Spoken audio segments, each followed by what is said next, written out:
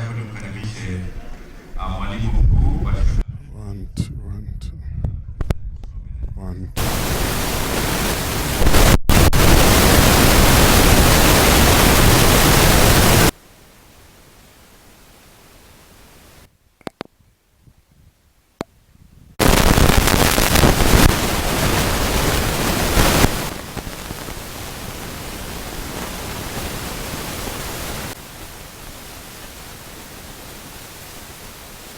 We are now at another level because the stop to work order that was given by US President have really affected the programs that have been doing awareness and distribute condom and also providing HTS to the community have really been affected, and a lot of doctors and experts are at home. I don't know what they are doing because of this funding, and we are in another way getting more new HIV infection and teen pregnancy. Our country, last time that we checked the data, we had 240,000 teen pregnant girls in our country.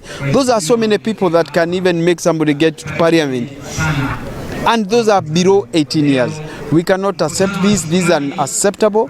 We also have shortage of free-to-use condom that they were used to be distributed in every toilet, in every public place.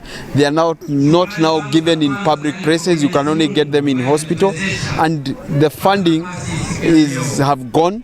The organization that can bring in for free, the NGOs that bring in for free or they are sponsored, the taxation is very high.